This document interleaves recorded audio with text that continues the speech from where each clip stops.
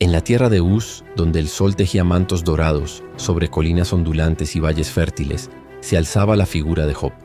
No era un rey con corona de oro, pero su reino era el respeto ganado, su palacio una casa rebosante de amor y risas.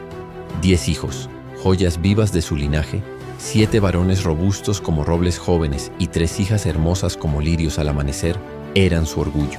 Sus rebaños, incontables como las estrellas en una noche clara, cubrían los pastos, y el murmullo de sus sirvientes era una sinfonía de prosperidad. Pero más allá de sus riquezas, Job poseía un tesoro invisible, una fe inquebrantable, una devoción tan pura que cada mañana el aroma del incienso y el murmullo de sus oraciones ascendían al cielo, ofrendas preventivas por si acaso la alegría desbordante de sus hijos hubiera en algún descuido festivo rozado la ofensa divina. Era en verdad el arquetipo de la bendición, un faro de integridad en un mundo que a menudo navegaba en tinieblas. Un día, en la corte celestial, donde el tiempo no se mide y la luz emana de la presencia misma, los hijos de Dios, seres angélicos, radiantes y obedientes, se congregaron ante el trono eterno, y entre ellos, como una sombra disonante en una melodía perfecta, se deslizó Satanás, el acusador, con una sonrisa cínica jugando en sus labios.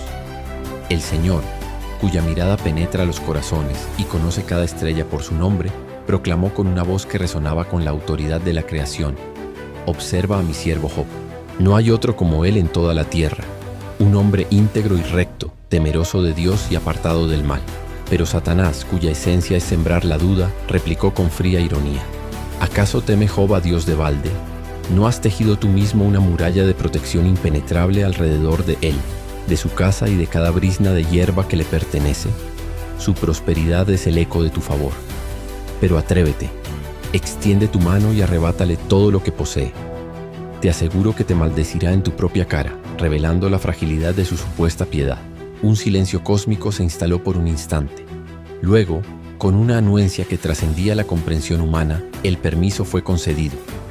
La prueba, tejida en los telares del misterio divino, había comenzado. Y así, en un lapso tan breve que apenas permitió al sol cruzar una fracción del cielo, el mundo de Job se precipitó en un abismo de desolación.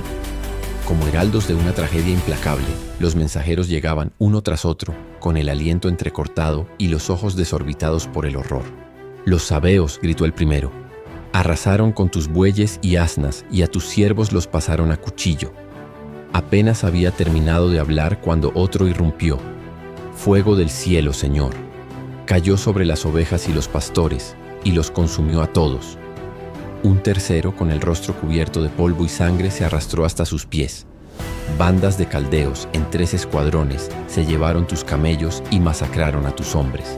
Pero el golpe más atroz, el que desgarraría el alma misma de Job, llegó con el último mensajero, sus palabras ahogadas por el llanto. «Tus hijos e hijas celebraban en casa de su hermano mayor, y un viento huracanado surgido del desierto azotó la casa con tal furia que se desplomó sobre ellos. Todos han perecido». El mundo se detuvo. El aire se espesó con un dolor que no tenía nombre. Ante la magnitud inconcebible de la pérdida, Job, el hombre de fe inmaculada, sintió como su corazón se partía en 1000 pedazos. Rasgó su manto, símbolo de su dignidad rota. Rasuró su cabeza, un gesto de duelo profundo. Y entonces, postrándose sobre la tierra que ahora parecía un sepulcro, adoró. Sus palabras, un susurro que atravesó el velo del sufrimiento, resonaron con una verdad eterna. «Desnudo salí del vientre de mi madre, y desnudo volveré allá. El Señor dio, y el Señor quitó. Sea el nombre del Señor bendito». En esta tormenta de angustia, ni una sola sílaba de reproche, ni una sombra de acusación contra la justicia divina manchó sus labios. Pero el crisol de la prueba aún no había alcanzado su temperatura más alta. Satanás implacable se presentó de nuevo ante el Señor. «Piel por piel», argumentó con su lógica retorcida. «Todo lo que el hombre tiene, hasta su último aliento, lo dará por su vida. Has tocado sus posesiones, pero no su ser. Extiende ahora tu mano, hiere su hueso y su carne, y verás si no blasfema contra ti en tu misma presencia, con la amargura corroyendo su alma». Y la aflicción descendió sobre Job con una crueldad física inimaginable. Llagas purulentas, malignas y dolorosas, brotaron desde la planta de sus pies hasta la coronilla de su cabeza, transformando su cuerpo en un mapa de agonía.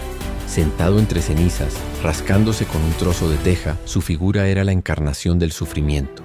Su propia esposa, con el corazón destrozado por la pena y la incomprensión, le espetó con la voz quebrada por la desesperación. ¿Aún te aferras a esa integridad tuya que de nada te ha servido? Maldice a Dios y muérete de una vez. Pero Job, con una entereza que parecía brotar de un manantial oculto en lo más profundo de su ser, la miró con ojos empañados por el dolor, pero firmes en su convicción. «Hablas como una mujer necia», replicó con una voz rasposa, pero sin rastro de ira. ¿Es que acaso aceptaremos de Dios el bien y nos negaremos a recibir el mal? Una vez más, en la cima de su tormento físico y emocional, Job no pecó con sus labios. La noticia de su calamidad voló como el viento del desierto, llegando a oídos de sus 3 amigos: Elifaz el temanita, Bildad el sujita y Zofar el namatita. Con el corazón encogido emprendieron el viaje para consolar a quien fuera su faro. Al verlo, desfigurado por la enfermedad y la pena, apenas pudieron reconocerlo. El impacto fue tal que rasgaron sus vestiduras, lanzaron polvo sobre sus cabezas y en un pacto tácito de empatía se sentaron con él en la tierra durante 7 días y 7 noches. Ninguna palabra rompió el pesado silencio, un velo de compasión que respetaba la inmensidad de su dolor. Pero cuando Job finalmente rompió el silencio, no fue con alabanzas, sino con un lamento desgarrador, maldiciendo el día de su nacimiento, el instante en que fue concebido. Fue entonces cuando sus amigos, armados con las mejores intenciones pero con una teología limitada, comenzaron una serie de discursos. Argumentaron, con lógica implacable pero fría, que el sufrimiento era siempre, inexorablemente, la consecuencia directa del pecado. Sus palabras, aunque buscaban ofrecer explicaciones, se sentían como sal en las heridas abiertas de Job. Él, por su parte, defendía con vehemencia su inocencia, su alma sumida en una profunda angustia, luchando por comprender la justicia de un Dios que, en su hora más oscura, parecía haberse ocultado tras un velo impenetrable. Tras los discursos de los amigos, que se tornaron cada vez más acusatorios, y la intervención apasionada de un joven llamado Eliú, quien ofreció una perspectiva diferente, el clímax de la prueba se manifestó de una forma inesperada. Desde el corazón de un torbellino rugiente, una manifestación palpable del poder indomable de la naturaleza, Dios mismo respondió a Job: «En lugar de eso, ¿dónde estabas tú cuando yo fundaba la tierra?»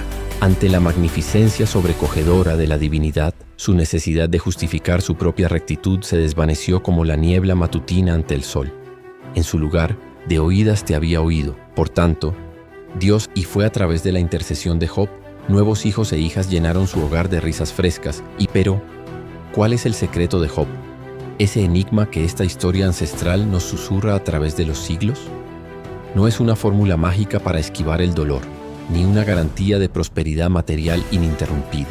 El verdadero secreto de Job reside en la perseverancia indómita de la fe, incluso cuando la razón se estrella contra el muro de lo incomprensible, cuando el porqué de nuestro sufrimiento se nos escapa como agua entre los dedos.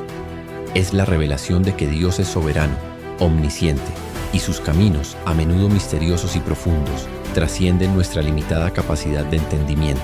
Es descubrir con asombro y humildad que a través de las pruebas más abrasadoras de las noches más oscuras del alma, podemos ser conducidos a un conocimiento de Dios más íntimo, más real y más profundo de lo que jamás hubiéramos podido imaginar en la comodidad de nuestra existencia.